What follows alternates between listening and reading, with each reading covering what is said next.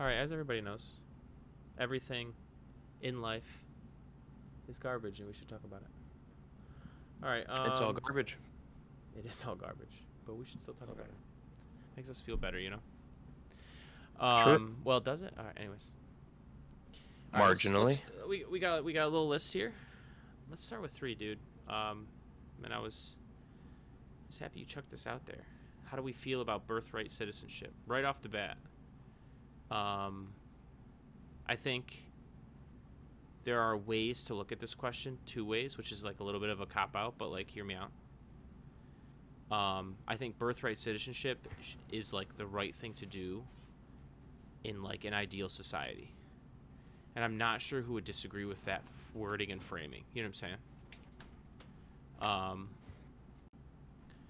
But when we think about birthright citizenship, and your last sentence too, how a lot of first world countries and a lot of countries don't have birthright citizenship, it's like there's no question that there's probably like scummy countries out there that like keep out certain types of people because they're bigoted in a way. But also like you try to keep society balanced for what it is, and there's a reality to like how much you can support people who are fleeing parts of the world who do deserve a place to live. You know what I'm saying? You see what I'm getting at here? So I think like, what do you think about what I said? Yeah, but why you wouldn't need birthright citizenship for that. You would just need an asylum process. True, or like a kind of like a robust legal immigration system. You know what I'm saying? Well, the EU takes in way more refugees than the U.S. does, and I'm pretty sure the EU does not have birthright citizenship. Most of it doesn't, and I'm not going to look it up because I don't care. But yeah, as far as I know, most of it doesn't, right? And like, it's funny enough how I know this stuff because like I watch enough sports and I see like Giannis Antetokounmpo, who's a player on the Bucks. He's from Greece, but like I think he never got like Greek citizenship until like after he became big in his sport. You know what I'm saying? Because like they don't have, because his family was like immigrants from Africa, I believe, somewhere, you know. So through things like that, I kind of know that they don't have the same like birthright that we have here. But how do you feel about birthright citizenship though? Like here, like do you think like, you know, obviously it's an amendment, right? And it's you've read that, right? Like they talk about overturning it, but it's an amendment, so it's tricky. So like who cares about like the legality of it? Like how do you feel? How do you feel? Yeah. Well, I will say that the does seem like the Supreme Court could be like, well, this is whatever the the narrow context in which this applies, so it doesn't apply necessarily right now. Yeah, no, I know. They could do whatever they want. But besides that, it feels, right. What are you feeling? Outside of that? Yeah. What am I feeling? Well, I mean, it definitely is obviously, it is to some degree or another an incentive for people who are perhaps fleeing their country. That's true. Whether that be violence or poverty or whatever. A way to anchor yourself here is to get on U.S. soil, have the baby. Which I don't know is that actually how that works then? Say like an illegal couple crosses over the border and just has a baby on U.S. soil. Like, is that how that works? Yes. Those are U.S. citizens? It doesn't matter how that baby arrived to be born on American soil. That baby is an American citizen. That is correct. So then obviously, as far as I understand it, a couple goofball dumbasses, but go ahead. Yeah. Well, say you have a couple, files for asylum, has birth to a child while they're here. Now their child is an American citizen, but their asylum claim is found to be not supported. So what the fuck do you do then? No, that's where that's where over the years... He can come to the U.S. eventually, but like... Well, I can tell you for a fact that over the years, you can find tons of examples of families that do get separated. Not like the Trump separated families at the border thing, which is terrible, obviously. But like you just said, like even pre-Trump, like for years, like that would happen in America where you do have kind of like an anchor baby, but then because like Obama deported a lot of people in his time. So like kind of, illegals would, especially if you broke the law in a way, blah, blah, blah, like they would get deported, even if they had kids that were like legal citizens. So that's always been happening. Did they deport the kids, or did the kids stay? No, the kids stay and they end up in the foster system, or they have family that take them in. I mean, most of the time people do have family that takes them in. Interesting. But as far as I know, again, this smells coming out of my asshole, but as far as I know, like that's true. Like, you're just guessing shit. Well, not even that I'm guessing. I'm educated guess. Let's call it that's such a beautiful term. Let's call it an educated guess, because I'm kind of thinking, that Obama was the deporter in chief, and like, yeah, Bush did that stuff too. So, yeah, like I'm just 2 + 2 = 4 as far as there's been anchor babies and people have been deported, and there's no question that either like family takes them in or some of them end up in the foster system or whatever. Like shit happens. It's been happening. So I guess like, again, how do you feel about birthright citizenship? Are you fine with the way it is? Or I feel like you do deeply consider it a little bit. So do you think it could be better than what it is? Are you okay with what it is? Or I mean, I guess I don't really know how I feel about it, I suppose. But why is that? Like you don't, because like, is it because there's pros and cons, like each way you look at it, or is it like you haven't really thought about it as much as you'd like to, which is fair? Well, I guess, again, thinking about the cons, the only thing I can really think of is that would incentivize people to just get here to have a baby, right? Like, regardless of your asylum claim. Because let's be honest, a lot of the people that do come here and claim asylum, I would say it's probably a majority of them that you find they don't necessarily have an asylum claim. They're just kind of fleeing poverty. If that's true, that's fine. I don't know that that's true. Like, I have no idea. Oh, that's definitely true. If that's true, that's fine. I get it. I just, yeah, I give them. If you let's take for a moment the poverty thing, right? People just fleeing poverty. If you're gonna open your doors to people fleeing poverty, you're gonna find yourself inundated very quickly. No, of course you are. Of course you are. You know what I mean? That's not really. Yeah. Of course. There's documented examples of this, like, throughout history. Most recently, probably like, Germany, with like accepting like over 1 million Syrians or whatever it was. Yeah. Yep. Sure. Yeah. Look. So it just seems there's to me two ways to look at this. Again. Oh, sorry. Go ahead. Go ahead. Well, it just seems like a motivation, a tool that people could abuse, I suppose. Sure. And people have abused. Their motivation was to just like sort of get into the U.S. without having a legitimate asylum claim, or just trying to go through the natural channels of like immigration. Sure. Have there been decently pregnant women already who somehow snuck in, even like before Trump, consider many years, for the intent purpose of this, and this maybe pulling them along to American citizenship? I'm sure that's true, dude. I'm sure that's true. So there's no question that there's an incentive. I think you're right about that. I think the real question is, like, do you agree with the idea that for like a society like ours, immigration is a net positive for our economy? Do you agree with that statement?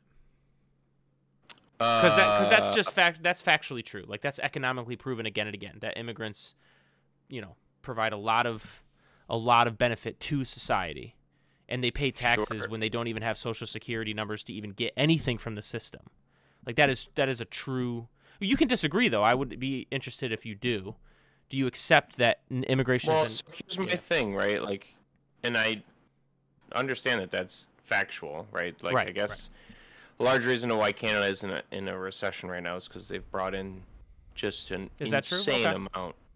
Okay. Yes, there's been a large influx in Canada in the last couple of years. Okay.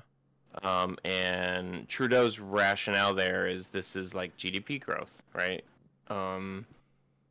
Yes. But there does have to be an upper limit on that, right? Like, perfect. Again, okay. if you were to let in no, you're right. 15 million people all at once, like that feels like you're gonna have trickled like knockdown effects for them. No, you're right. You're right. Not just let me stop you though, if I may, I apologize, but if I may, like we agree on the general benefit of immigration. What I was gonna say next is like, so then the real question is like, where do you draw the line? Because you're right. So where do you draw the line? Like, unfortunately, in society, we swing almost one way or the other, black and white, which is ridiculous on like a voting level, because I don't think mass deportations are good for the country. Like full stop. Yeah, I think that's not good for the country. Definitely co-sign that statement. Yeah, that's a bad. That's like a terrible waste of resources. If is true, right? So yeah, like the real question is, and I'm not even asking for an answer. This is just me. Like this is like where the debate is. It's like, where do you draw the line? How much immigration do you let in? Obviously, if you're a more wealthier country, you should be able to be more selective, because you would think that even the top of the line immigrants would still want to come to, like, in general, to like a wealthier country, right? Which I think is still true. Like, I didn't know Canada let in a bunch of people, but I'm sure a lot of pretty educated people would like to come to Canada for what it is. That's still true. You know what I'm saying? Yeah. Even though people hate Trudeau, give me a break. It's still people do hate Trudeau. It's first world problems. It really is, right? It's true. Just like Trump is first world problems. Both of those things are first world, right? So it was funny too. Not just as a quick aside, I saw a video the other week of this was a couple months ago, but it was some blue collar worker who had like quote unquote confronted Trudeau because Trudeau was doing some sort of tour. Okay. Of like some company, some industrial company, blah, blah, blah, whatever. So the guy confronts him. Yeah. And the first thing he brings up is him having to so he took his family to the dentist. I guess maybe like 2 kids and himself and his wife. He was like, and I had to pay like a $70 copay or something like that. Okay. Like that was his gripe. And it was just funny from my perspective looking at that, because it's like, what the fuck? What do you mean? There were 4 of you? You got through the dentist and you only had to pay $70? Like, what do you... Right. So it's just funny because it's a contextual thing, obviously. This reminds me of the election we just had here. It's like, your feelings are still valid. Even if your feelings are like first world problems, when it comes to an election, your feelings are still valid because you have a vote. And if enough people feel that Donald Trump is the change agent, not Kamala Harris, they're going to vote for the change agent, not the same old neoliberal. So, but that was just a quick aside. Sure. Yes. Anyways, Canada has brought in a lot of the swing to the right we've seen in Canada in the last couple of years is because they've brought in genuinely. I mean, I wish I could get a number for you, but it's like 1 million plus people, and when you're talking Canada, that's percentage wise a way bigger swing than it would be for the US. You know what I mean? I think we both have to admit that we aren't bothered by some sort of mass immigration in our own lives. I get how we don't live in big cities where these things mostly happen and people can get displaced. I get that. It's hard for me to ever hear that like we have to talk hard numbers and data, because I'm not just going to say we shouldn't be accepting immigrants. I think that gets really to be a slippery slope of are we accepting nobody? Like, that's bad, full stop. If you accept nobody, that's bad, full stop. It just is. So, I hate to go down a slope like that myself without having hard numbers, because you're going to ask the right questions. Okay, we both agree that you shouldn't have no immigration and you shouldn't have unlimited immigration. We both agree on that. But where's the line? It's maybe we need to be a little more educated.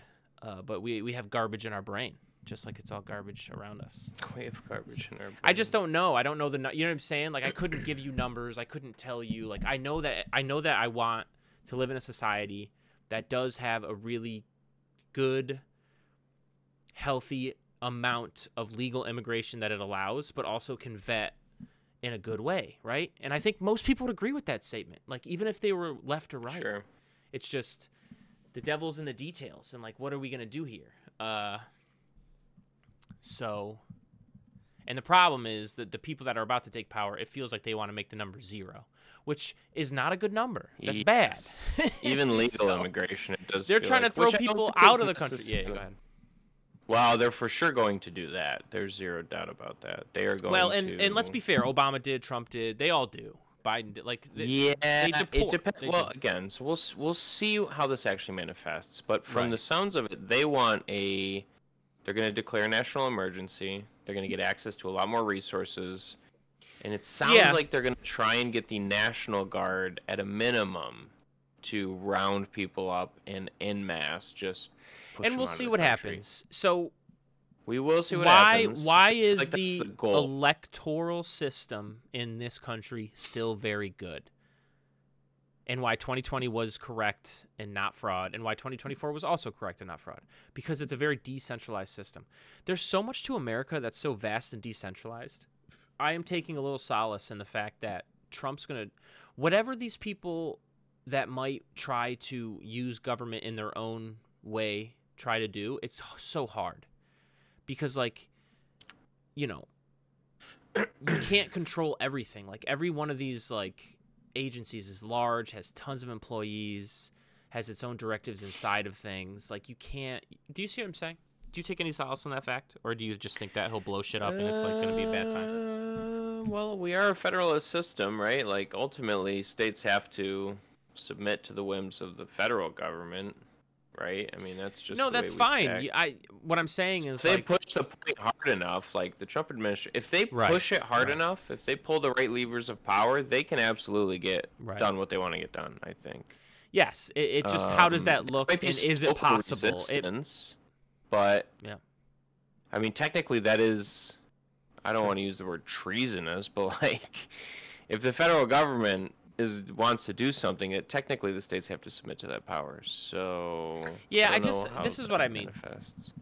The amount of things that federal government does in all aspects is so wide and far-reaching. People who ever take power will have their priorities, and especially the people who I think are about to take power are much more simple-minded in the things they want to get done. The rest of the things will still turn as normal. They might have less funding. They might have less workers by the end of the term. But the other things will still turn. I shouldn't even say as normal, because I do think there's going to be some impact. We can talk about that if you want. But the other wheels will still turn because they're not going to care that much. Get ready for expensive produce. You know what I'm saying? I don't like the people that are worried that Dr. Oz is going to blow things up. I'm worried about Dr. Oz misspending money on private jets and traveling, not really blowing everything up. He's a grifter. But go ahead. What were you saying? Again, because that's kind of what the first Trump administration was, right? Like, the institutions kind of held, more or less. I mean, we took a little bit of a shellacking, but as far as, like, institutional power, the question is why. Too much. It feels different this time. Why does it feel different this time? Well, because Trump just got wrote a blank check by the Supreme Court. That is, I agree with that. That is his fair. Executive power. That is where I do agree with you. Weirdly unlimited. I mean, there obviously are limits, but, like, apparently it's up to Congress to, like, different. Yeah, that's wild. Look out for him. Look out for him to file some sort of lawsuit if he's interested. I don't know if he is, but look out for him to file some sort of lawsuit that would go to the Supreme Court about running for a third term before that all kicks off. Well, just like you said, the Supreme Court's in his pocket. So if he's thinking to himself, you don't think he would do that? You don't. The most self-serving man in the history of our lives. Let's not get crazy about all time. No, man, he's gonna be how fucking old is Trump? He's not gonna do that. I would bet. You think he's just gonna walk away? You think he's just gonna walk away? What if he's staring down the barrel? Listen. We talked about this, go ahead. And this sucks. But we could easily have the same old neo-lib Democrat run again and win in 28. Okay, so you could easily have that scenario. So Trump's what? Gonna just let some other Dem take over where they might open investigations again and do this or do that? Like, no, because he's gonna be 82. He's gonna coronate his fucking protege, and then he's gonna walk off into the sunset. But they could lose in 28. They could easily lose in 28 because nobody's pulled numbers like Trump or Biden or even Kamala. She's got the third most votes in history now, or whatever, fourth, because Trump's got, I guess, top 2. But like, these numbers aren't pulled by anybody else, so there's no evidence. There's no evidence that, like, I guess for the Democrats too, to be fair. But I don't know. There's no evidence that another Republican could just beat Trump. Zero. I'm open to it if there is. He's not gonna run again, though. All right. Anyways, dude, I would bet just my real quick. left nut on that. All right, I'm not betting with you anymore. You crushed me, but we'll see. We'll definitely he's gonna be chopped up. My guy, he's gonna be chopped up and saved. So, sure. I mean, maybe I come back and listen to this in a few years and we see what happens. We'll see what happens. I just think if he can be the president again, he's gonna try to swing that. He just wants to get out of trouble right now, and he wants to. Of course he did. Just sort of line his pockets a little bit more with the second term. Always. And then he's gonna walk up into the fucking sunset. Oh yeah, he's gonna line that bitch. He's gonna coronate J.D. Vance. And then eventually Barron Trump will rise from Trump's ashes. And then he's nominating these people like he clearly couldn't care less. You know what I'm saying? Bro, his cabinet's for sale right now. His cabinet is for sale. So bad. For sure. You either buy it with loyalism or money right now. Yeah. Let's establish this early. It's not going to win us friends, but we're establishing this early. This is a pro-vaccine podcast, but anyway. Whoa, let's bookmark that for a future conversation. All right, I would love to just take you to the mat on that. No problem. We'll do that sometime. That's fine. We can introduce controversy, but I'll take you to the mat. Anyways, just real, let's. I did want to still get your take on the just to get back to. Oh, go ahead. Well, just to finish that point, my distinction between the reason I'm more concerned now is because I think he's surrounded by less people who are reasonable. And because the executive branch now has sort of like a blank check, I don't know to what extent they're gonna fucking just go ham on the stuff they want to do. So you don't give any real credence to my idea that like, although you're right that they're more unhinged and more like burn it to the ground nominees, you don't give any credence to the idea that the wheels still will turn in a lot of ways, even at the end of his 4 years. Do you think they're going to accomplish burning a lot to the ground? Do you think? Okay. All right. I think his first year is going to be a bit of a shell shock, even for a good chunk of the people that voted for him. And look, but again, I'd love to be wrong. Wrong. If he does tariffs and he does mass deportations and does all these things that will absolutely crush the economy and like have insane inflation because of the tariffs. Yeah, your produce is if he does these things, I'm not going to be happy that people are going to suffer.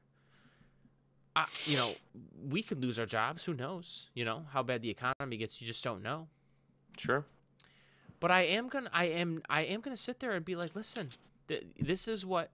As much as we've had those discussions over the years about democracy and how I think everyone should be able to vote, no question, even if they're not informed, because it's like a human right to me. I respect that human right of that choice. Bookmark that one. Bookmark. And like, if Trump somehow has a successful 4 years where like we do well as a country, somehow relations are doing really well as far as democracy ones, and like things are going well, I'm gonna sit here and be like, let's go, we did it. But I'm not optimistic. Probably not gonna happen. Yeah. And it's tough.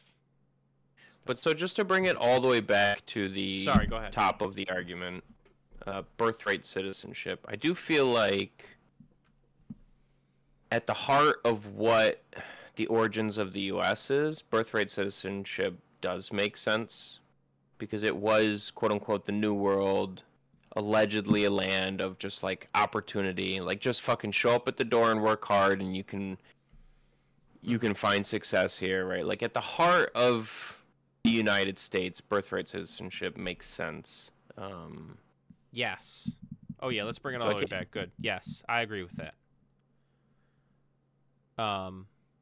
But as always, it's more the devil in the details about like, what would you do? Like birthright citizenship in a society where immigration is channeled really well and positively isn't even a thought because it doesn't matter. Does that make sense? Where like if you have don't have illegal immigration and you have a really robust but decent at least vetting where you're letting in people that would help, but even letting in people that also need help, like that's fine. You wouldn't have to even worry about this. But yeah, if you don't, then it gets to be the incentive you said earlier, which is there and exists. It does. Well, it's, there's a reason why European countries don't do it. There is, and also these European countries, They might not anymore, and they might be trending away from it, but they have at times had liberal immigration policies over the years. And look, when you talk about a world, so to their detriment, to their detriment in what way? Well, Germany is going through some growing pains right now. So what detriments are they having from it? Like, in what way? Well, again, I mean, this gets into a broader question about, like, culture and assimilation and because I agree that it's to the detriment of the immediate mixing of cultures. There's no way that can be reconciled exactly perfectly. This isn't kumbaya. This is real life. I agree with that. But I do think that in the long term, well, hang on. Well, I'm just going to say it, and then let's try to think it through. I was going to say, in the long term, if you influx a bunch of people, especially when you're a advanced economy, advanced country that has low birth rates, that will always be a net positive in the long run. I think that's true. I think it gets complicated over the long run, and do they still have democracy and blah, blah, blah, blah. Fine, because like you're definitely going to import a different culture, right? And how do those values mix? And that's where the negativity comes from. But I do think that if you can assimilate people over time, that's always a net positive. Does that make sense or no? Yeah, I mean, right. If somebody fully buys into the idea of what the host country is culturally, right. If you fully buy into that, there's literally zero issue. Yeah, that's right. I think Germany had a bit of a unique issue too, where like a majority of it was from the same culture. Mm-hmm. And yeah, no, and now you have a huge of that culture influence. Right? Yeah, there's a larger cultural influence there when it's all one group, as opposed to like just this cornucopia of like a broad spectrum of cultures, different people coming to Germany. Yeah. But also just the reaction, because I think, again, I don't think anybody in the U.S. is allowed to make any cultural claim on this country outside of anything but what the Constitution lays out, right? Because like there are very few people native to this land that are here anymore. Correct. Yeah. Right. There's no ethnic claim to this country. No. The only people that could make that claim are largely Native Americans, whittled down. But wherever they are, they have their own country, quote unquote, anyways. So they're not even under our, you know what I'm saying? Our Constitution's exclusively not native. Right. True. Whereas I think places like Germany, there is a longer tradition of like a certain culture there. I think the gripe is more valid there, especially if you feel like people aren't assimilating and they're carving out their own little cultural niches inside of your... Yeah. But yeah. So I don't know. I just feel like it makes more sense with the United States. Do you agree that when you say valid, you mean you should still aspire to assimilate people if it's possible? Like you should.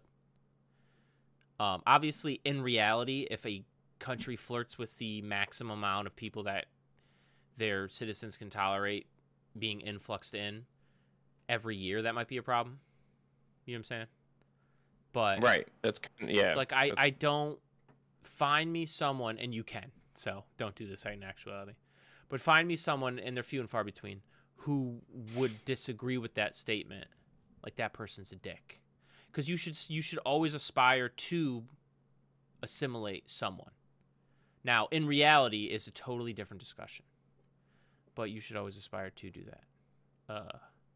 That's where I'm always so fucking in, because I'm a little bit of a B, but whatever, dude. This is what I am. That's where I always hesitate. Like I don't want to. That's where I say slippery slope, and I don't want to go down the road of like, well, I don't support immigration. You know, it's like that's not. I do. Right. I'm saying that more along the lines. You're seeing now politically cultural shifts, both in Canada and Germany and France, where people are swinging towards harder line conservatism as a response to it. And if you go far enough in that direction, we all know what that leads to. So even for the sake of the people who are trying to move there, you don't, you know what I mean? Like the response to the people arriving there can get dangerous for the people arriving there. There's no question that there has been a political response in certain countries to things like that relate to mass immigration. But I do think that the number one driver of the change agents of elections that you've been seeing, because in the UK they went from conservative to Labour. They didn't go rightward. It's just because of inflation. And everyone's pissed off that for a few years that like shit was mad expensive. And by the way, the way inflation works, it never goes back down. You just get used to where it ended up. But yeah. But you're right. Like it's how do you I just felt like you kind of cited like the rightward shift of, correctly so, of like a lot of Western countries, let's call them. With shame on those Western countries. Those people are shitbags. But okay. But I do think it's mostly like, we just got a lot of grenades in, but I do think it's mostly probably the inflation, right? Same thing with like Kamala losing to Trump. I think it's mostly the inflation. I just for sure that one I would say she lost because of inflation. Yeah, inflation. Like just people were not better off than they were 4 years ago because of inflation. A lot of people tried to cite the pandemic as being like worse off, but even a competent politician, as opposed to dummy complete absolute peak moron Trump, but even a perfect person who doesn't exist, it's still a pandemic. So like, there was never going to be a 4 years later where you're better off. There was literally a pandemic. You know what I'm saying? So, yeah. Because there was a lot of people on, I think, Team Kamala that were like, oh, you're better off because, like, 4 years ago was the pandemic. It's like, yeah, but, like, that would have been tough for anyone, I think. Would have been tough for anyone. Anyways, real quick, let's do this. Sure. Just a mass deportation thing. Like, how likely do you think it is to actually happen? Okay. And if you do think that there's some sort of mass deportation that happens, what does that look like? Oof. Just quickly for me. Yeah, go ahead. I think there's going to be an increase in deportation, but I don't think there's going to be this mass deportation. I just don't know where the money comes from. And again, I cite this idea that declaring a national emergency. That's the idea. So that would help him just to be able to accomplish that. I don't disagree with you. Mm-hmm. I do think that's the one lane that could happen. All other lanes wouldn't work. How about that? I think that's the one way. Because again, I guess you could declare a national emergency, and let's just say, I don't know if this is actually true, but let's just say you control the military, no questions asked. If you declare a national emergency, then you could just order units, absolutely, to just, hey, your mission is to just, like, I don't care that you have a bunch of these people that do different jobs. Like, you need to have a bunch of people researching illegal immigrants across the country, and you have a bunch of people rounding them up and deporting them. Right. A national emergency feels like that could make that somewhat happen. But even then, like, you're talking about spending a lot of money, dude, a lot of resources. Like, it would be... So I don't think you could do it on a super large scale. What about you?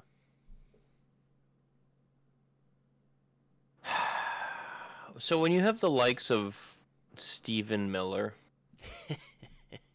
and you give him a blank check with executive power, they're gonna try. I don't know how successful they'll be, but they are absolutely going to try. And again, I don't know how that works, because, like, I'm sure states can gum up the process if they want to. I don't know that they could stop the federal government, but they certainly could slow them down. Whereas if you have states like Texas and Florida that are just, like, working hand in hand with local law enforcement, and maybe neighbors calling in tips on their fucking other neighbors that they don't like and they're suspicious don't have a legal reason to be here, like... Maybe those states empty out first.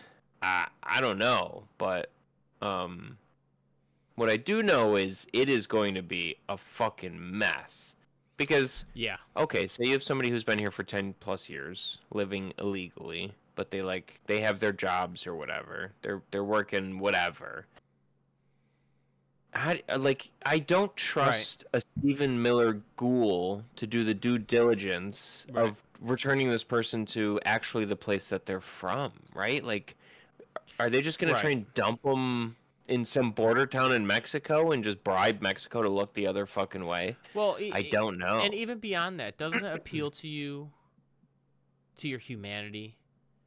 People who have been here for a long time, let's say, but like, let's say like someone who's been here illegal 15 years and like they happen to like have a petty shoplifting crime a couple years being here, and they dig that up and they deport them.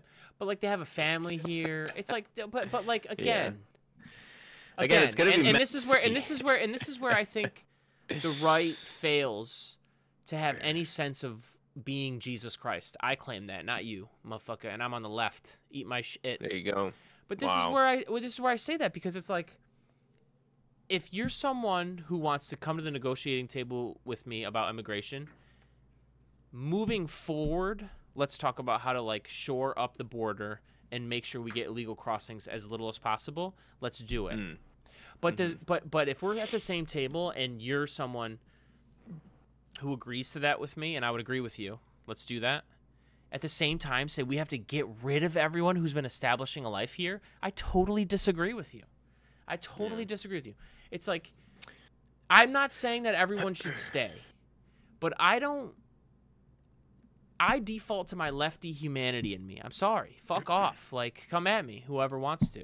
Where it's like, if you've been here for, dude, even like a year plus, I just don't. There's got to be context to every situation. Someone's got to look into it, because these are human beings, right? Like, how do you feel about that? Yeah. I'm sure you're not going to say you disagree, but like. No, I mean, to me, if you've been in this country for several years and you. Sure, let's say especially several. If you've never showed up on the radar of any sort of illegal activity, you've literally just been working, you have a family, just give them fucking permanent resident status, bring them into the tax system, and leave them alone. If you're worried about them becoming voters one day, maybe you can make a special, this person can never be a citizen, permanent resident status, but like fucking leave them alone. Right. Just seems to me counterproductive to actually dig, because there are, let's be honest, you know, Trump says what, 10 to 15 illegals. I don't know what the actual number is. I believe that it's several million for sure. Clearly, a majority of these people are just existing in society, filling some role, and either raising a family or just living their lives, right? Most of these people don't pop up on, and, you know, if you want to go after the ones that are doing violent crime, fucking all the power to you. Get rid of them. I don't care. Yeah, but, like, right. I mean, this idea that you feel like you have to just fully root into the system and pull everybody out, even if they're doing nothing but contributing, is... Yeah. I mean, forget about the morals. It's just counterproductive, you know? Your produce is going to get way more expensive. Your construction jobs are going to go way slower. Like, just call it what it is. These people are filling a role. A lot of them are. And I think that's where me and you, again, would sit at that table, and if we were like talking about what to do from this day forward as far as making illegal crossings as little as possible, everyone's gonna be like, let's do it. This is why it's, you know, and we always say, everyone always says this, oh, how do they not come to some compromise at the top with politics? Because like, it doesn't feel like it should be that hard, but we know why. We know how, you know, whatever, money and bullshit. But yeah, like, moving forward, illegal crossings should be as little as possible. Facts. But what are you going to do with all the people that did get in here and lived here? Oh, we're going to chuck them out. It's like, no, I don't agree with that. I totally disagree with that. Like, I don't like that. Dreamers out? You know what I mean? I'm not going to tell you that everybody should stay, but there's got to be some context that we can fish through a little bit. Besides, you're brown, get lost. Like, we're not going to do that. We're not. It's so funny to me too, because it's terrible. Yeah. Even it's so funny to me because Republicans, if it weren't for, because there are generous tinges of racism here, you know, underpinning the whole conversation. Oh yeah. But if Republicans could just understand that if you made, let's call it 10 million Latinos, right? Just for sake of argument. It's 10 million Latinos, illegals in the U.S. Sure. Most of them working, just filling some niche. some niche somewhere. If you made all those 10 million citizens today and let them vote in the presidential election in 4 years, they would vote conservative. there would be large swaths of that group that votes conservative. 100%. If not, they're so dumb about a simple majority. I know, right? That shit grinds my gears so much. You're right. But to them, because that's the argument, right? They always say, well, we can't give these illegals citizenship. So They're just going to vote. They're just going to vote left all the way down the ballot. And it's just not Dude, Elon true. Musk has even tweeted about this many times. He's like, oh, this is their bait and switch. Yeah, right. What a fucking man. Well, that's what he was saying when he was saying this is the last election ever, because he was like, they're going to legalize all the illegals, and then illegals are going to vote straight D down the ballot. Every state's going to be like California. I will give me and you at least a little bit of credit. Me and the old Nord. But I'll give me and you at least some credit where it's like, at no point did I ever say that if Trump won, like, it would be the last election and it's all over. Like, I never said that. Like, there can be some definite weird shit that goes down that's weirder than any shit we've seen in our lifetimes politically. But, like, that's just so stupid. That's so tiring. So childish. You know what I'll say? I agree. You know, it's like... While I agree, I think the threat of democracy ending is way more real under a conservative administration than a Democratic administration. Two things can be true where it's like... I don't think Trump's going to do that. Two things can be true where it's like... We might see the craziest stuff happen we've ever seen. But I just don't know that... I agree with that. Because so much in America is decentralized. So much, man. And... 2020 got me thinking about this a few years ago, where a lot, after morons called fraud and cried fraud for 2020, many news outlets looked into it, and I watched things and read some things where it's like, that the election system is so decentralized. It's like, it gets to a point where if you're decentralized enough and everything kind of works together upwards, it's very hard to corrupt that on a scale that you're talking about for fraud in an election on that size. The same goes for a lot of things in the U.S. I'm telling you, man. We'll see how much any person, let's just say, tries to influence things. I think you can influence things directly that you might want to. Like DOJ might be about to get really fucked up, from this. Yeah. There might be some other things because that's like the personal mission of the person that is the president. But besides that, we'll see. I hope I'm right. I'm coping. It does feel like I'm more concerned about these next 4 years than you are. I think so. Yeah, which is kind of crazy. I know that is interesting to me too. It's different than I would have thought it would be, but because I do worry, but I don't think I don't worry. I guess we'll see. Again, at the end of the day, it's funny because I don't really have social media. The only thing I kind of passively scroll sometimes is Reddit. And Reddit has such a left-leaning slant, which is fine. I'm, at least I think I'm intelligent enough to take everything with a grain of salt that I scroll past. But there's context. But keep going. Yeah, well, if you just go to popular, if you go to R all or popular, there's definitely. I totally disagree with you about R all. There's just animals and funny and dumb shit. Sure. Popular, I guess is what I mean. But if you talk about overwhelming opinion on the site, it's going to lean more younger, which is probably going to lean more, liberal. For sure. For sure. That being said, I just see posts all the time that are like, this is it. 40 million people are going to lose healthcare or blah, blah, blah. And I'm like, dude, can we just relax? Can we not, can we just wait to see what actually manifests? Then let's make our cases. Correct. It's like this preemptive responsiveness to a hypothetical of something that might just fucking relax for a second. Let's see what happens. But let me posit this to you. Pick up your torches. Let me posit this to you. Forget about Reddit being left. Just think about the internet as a whole. All it is reactionary. Get the fuck off the internet, dude. Just get off the. Because you're right. Where we probably, where we find information. Where you find information tends to be more liberal spaces. Because guess what? To be liberal means to support journalism more, is my argument in a bigger nutshell, right? Yeah, I'd agree with that. So you're going to, you're going to be... But if you go to those spaces that aren't liberal, that are more conservative, you're also going to find just fucking reactionary bullshit. Everywhere on the internet is going to be reaction. So you're just kind of you're right. with the biases, and I see more of a left bias because of the information that I consume. When I go out of my way to consume things and be entertained, I actually do a right bias. We've talked about this. You do too. Yeah, I do the same. Right. Yeah. But yeah, I consume a lot of that, and it's just reactionary. It's so dumb, man. It's like anytime I read this shit, anytime I read someone posting about like whatever the fuck, where it's kind of like look at me, but it's like activism. It just like sometimes I think about how hard it is to build an actual coalition in real life, not on the internet, to get people to vote and to get people to actually be a part of something that makes radical change. So difficult, man. And the posts online aren't it. They aren't it. Yeah. Yeah, they're not. I guess that's my rant, but it's just funny too because it just feels like 90% of the time the online discourse is people fighting straw men. It's just it feels like such a waste of effort and outrage. I can't tell like you I've how said much, this before. Yeah. Yeah, go ahead. I can't tell you how much fulfillment I get out of being able to have serious conversations in real life. Like whenever I spend a day with someone where we can have conversations like that, I kind of feel like refreshed after. Yeah,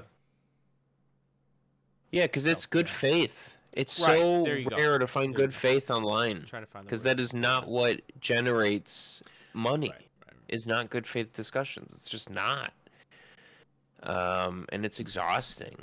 And it sucks too because people are like, well, more and more Twitter or X is the fucking town square. But it's like the town square if, you know... Yeah, we'll see. If it was people like shitting in their hands and throwing it at each other, like that's not the town square I want. And it just feels like the online space just prevents a lot of good faith discussion from happening. I think there are things throughout history that can really upend society. The internet is definitely one of them. And I think after time, if that thing that upends society really causes an imbalance, things tend to come into order. Does that mean that humans can't annihilate themselves? No, I'm not saying that. They absolutely can because they're absolute fucking morons. But if you look at history, here we are. We're still here. There's been plenty of things that upended society, like nuclear bombs even, which is a real existential threat. Absolutely. To humanity. And we're still here. So I'm hoping that like after a while, we went way off course, but this is an excellent discussion about how fucked the internet, and I'm hoping after a while there's enough people that not that you should unplug from the internet. The internet has pros, as we've said from like the dawn of fucking internet time. Absolutely. It's just can we get to a place where we're better with managing how we use it in a more positive way? And where that's really challenging in my mind, maybe a longer discussion for another day, is how that conflicts with possibly a libertarian thinking. You know, because if you just let people run their course, if they're going to kill themselves, that's tough. So, well, see, you know what anyways, it is? And we should definitely put a pin in this. Like, maybe we should make a little note. But this would be a great recording. This would be a great conversation. Sure. But to me, like the democratizing of media, the democratizing of information, it is a good thing when you have intelligent users. So we're moving into an era where, for society to function, we need at least a simple majority of the people engaging online to be intelligent users, to be inquisitive, to be skeptical, to be data-based, to be good faith. This is where it just feels like we're not there yet, right? So like we have the access to the information, but we don't have the capacity to take it for what it is. This is where humanity limits itself, because you're right as far as if you were able to do a lot more online, you actually could, but you would have to have people that do it well enough to pull off that jump forward, let's say. I would argue in real life, this is what makes humanity limited, because in real life, we've still achieved a modern society with plumbers and electricians and all these people. But it's all based on seeing each other in real life, shaking hands, having that empathy that you get by having that interaction. Right. Even if you're the most disagreeable people that online you would tear each other's throats apart, if you have no idea and you shake each other's hands and make a transaction, You just do. So I think you're right. I think humanity will still be fine as long as I think it's the age of the individual. Life continues to be what it is and can support society. Because like if society is just like if it's just Wall-E, folks, I'm killing myself, and I want you to too. At this rate, Wall-E would be an aspiration for us. Good God Almighty! Right? I don't know that we'll even get to. So Wall-E. you heard him, folks. Nord said, "Your aspiration is killing yourself." That's the best it gets. Insane. Speaking of bad faith interpretations online, so true. But yeah, no, I think we're approaching something that I would term the age of the individual, and our democracies will only survive when the individual components, i.e. the fucking people, are able to have media literacy, internet literacy, are able to understand, epistemology, understand like the basic tenets of just like philosophical thought, because now it is up to all of us to be able to understand and handle all of the information we could ever want at the touch of our fingers. Like that is our responsibility as users to be smart about that, to not be fucking, animalistic in our thinking or I think just once scared again of everything. I have a more positive outlook on how that might unfold in society and humanity than you do.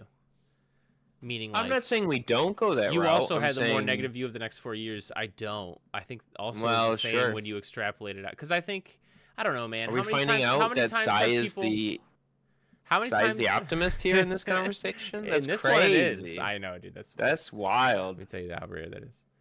But it's true. But no, how many times have people predicted the end of society? Real talk, dude. Dude, how many times have you gotten on YouTube in the last 4 years and everyone's like, recession next month, there's gonna be a meltdown, And then the same video was just like telling you about how the Fed's bad. But then like they all have been saying this for a long time, dude. And at what point, like, do we say? Well, anyway, the thing is, the thing that I hate about those predictions too is at some point you will be right.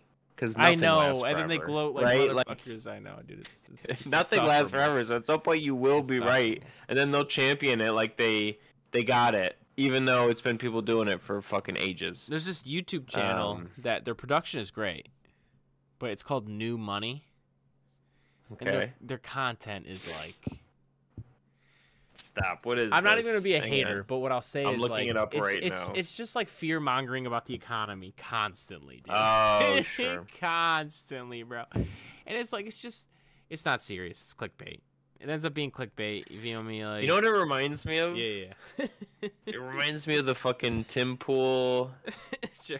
Civil War imminent thing that you can track back to like 2017. And then like anytime some sort of like I'm gonna have balls when I get on Tim's stream and challenge him on things brings this up, he gets so defensive and he's like, I never say Civil War, and we're just like, yo, you gotta be kidding me, bro. Like, you say that shit all the time. Anyways, my god, I looked up Timcast 2 days ago. He streamed a flat earth conspiracy debate. Is that where we're at? I think this what we need to be spending our time on? When you look at the amount of people that, even in a 2024 matchup between someone who you think would motivate a lot and also motivate a lot to vote against them, dude, the majority of people did not vote this time. The majority of people actually voted in 2020 for the first time in like many cycles. And then this time we went back to just like a lot of people don't vote. So I don't get as doomer as you when we have elections like we do in a way that we do, which I thought of this because these elections embolden people like Tim Pool. They do. But no, I see a lot of people still not voting, and I'm just like, well, there's just a significant problem there, man. Like, even states. I remember being young and being a progressive. I'm still a progressive. Eat my shit. Anyways, I remember being young and a progressive, and I would be like, yo, get automatic voting, like, enrollment, like, done. Like, do a lot of these things. Ranked choice voting was also something I pushed for so long ago. But as we all should. But do a lot of these things, and it should help. And these states like Nevada have automatic voter registration at 18, and they still go red, brother. So I don't. And I'm not saying that they shouldn't go red. I'm not saying like voting red is bad, but like. I think. You know what I'm getting at. I think Gen Z voters are going to be more fickle, and I think it'll be a big reason why we see. I will genuinely now. I don't know the next time we see a 2-term president. I don't know. It feels like we're more fickle. Our attention span is shorter. I definitely agree. That's an aside. There was. This kind of goes back to the inflation because there is a certain amount of if bad things happen that really affect people's pocketbooks, especially their pocketbooks. There's going to be a revolt against the incumbency. Period. End of story. Yeah. And like it's just not something you can even overcome. And I think this election has proven even a bad candidate like Trump, because he objectively was straight up. I don't give a shit. So many people would be like, "You're such a hater. You have Trump derangement. Suck my balls. I don't give a fuck." Oh God, Trump derangement is so stupid. He was an objectively bad candidate, and he still won. To me, that doesn't mean he was a good candidate, like some people might say, because they're stupid. No, to me that means like, again, the incumbency is. People get, dude, it's the economy. Stupid reared its ugly head again, to me, a lot, right? True Remember that. Clinton said Factual. that? Yeah, right. That's right. So, it reared its ugly head again. And all this election proved was you could be the worst candidate, and it doesn't even put a dent in that. You'd still win. Because it's the economy, stupid. Yeah. So, and this is, I do think again, Trump your still argument is like with not unique, letting everyone vote and how they're dumb. Well, not that. That's not nice. My bad. I shouldn't have said that. No, you know what it is. Implication. No, it is. No, you know what I meant though. Because I love democracy so much, what we should be doing is in elementary school, we should be teaching media literacy, critical thinking. I hate this epistemology. That's fine. Go ahead. Go ahead. I'm sorry. Does a better educated citizen not make a better democratic? Let me say my piece, and maybe I'm the one that's being dumb. Go ahead. You tell me. All right. Yeah, but go ahead. This reminds me of over the years how many times I heard that, like, especially when I was in the Army, like people would always be like, we need more financial literacy. If we just throw more financial literacy classes at these guys, they'll make better decisions. They don't. So, like, I'm not saying you're wrong that we need to shift our priorities education-wise. I just like. Well, it's a cultural thing too. You can't like people are like we gotta teach more critical thinking. It's like that's easier fucking said than done, right? Like it's like what do you mean by teach? Yeah, go ahead. It is also a cultural thing. Of course it is because you could put as much education in front of somebody. If they don't buy into it, if they don't value. Oh, that's fair. No, it is more of a culture. It's not gonna. It's just fucking empty words. Yeah, I agree. Like again with the military, these are young men. They're buying shit with the money that they got that they don't fucking need, and they're probably being taken advantage for it. Yep. That's a cultural thing. Why does that young 19-year-old fresh out of basic want a fucking Camaro? That's not a financial investment, right? Like that's a cultural thing. Well, it could that is a cultural thing. Why do they value that you're car? Right. You're right. That is an impulse. It is a cultural thing, but it's also an impulse thing related to. Don't bring up IAG 2. Enter that down. Real quick, I did that. I don't know how you did that either. Yeah, we can. We're almost at 60 minutes. No, just real quick. Why do you think people online defend Putin? Go ahead. Quick answer. 70% of people defending Putin online are bots. You've given me crap for saying stuff like this in the past. I agree with you, but. I'm more convinced that that is some shit that Russia would do. Top down from like a state level, right? Like 100%. We've seen it before, man. They have those fucking troll farms in 2020 or whatever they literally have been proven. You're fine. It doesn't matter. They've been proven to have those troll farms for sure. Yeah. So let's just real quick. Let's do this too. There's other questions. Real quick. An honest answer? Yeah, go ahead. Oh no. Well, actually, now I'm curious. Russian propaganda is. I think Russian propaganda is very strong. It is. I think a lot of people buy into the state media there. Yeah. What do you do in your mind? We're gonna do rapid questions now, and you can do them to me if you want to. Yeah. What do you do in your mind when people say that like NATO provoked Russia? Kill them. No, I'm just kidding. Or what do you do? Yeah, With you do a hard eye roll, or do you nod your head and say that's so true? Well, what do you do? Well, the honest person inside me would say I need to understand more. All right, that's you being really nice to everyone, but all right. Well, because I'm sure that I'm sure that there's nothing to that point. You know what I mean? It's not if that argument has zero evidence. I know what you mean. Yes, but to what extent is it convincing? It's zero because I can just say who invaded who. So it's 0%, right? Or no? Right. That's still no. Right. You're 100% right there because that's not a rational response to to NATO encroachment, quote unquote. No, right. but that's always where the fun discussion is. So I do kind of appreciate you pushing it that way. But yeah, there's always context to things, right? Like Russia doesn't like NATO. We get that, of course. So if countries make decisions to join NATO, is Russia going to be happy? No, Russia's not going to be like. Of course we Right. And in that way, it's like. I'm not going to you shouldn't use the word provoke, but like you could be like, oh, maybe they attacked Ukraine because they were annoyed NATO was expanding. That still doesn't mean they should have. They're fucking scumbag. Right. Both can be true, right? Like NATO might have been expanding too much.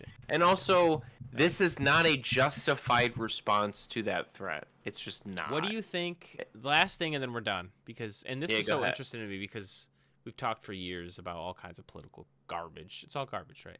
But we have, and one of the original things we talked about back in the day, but someone brought it up, where our girl Tulsi endorsed Bernie, but then got thrown overboard, and that was her start of her political whatever.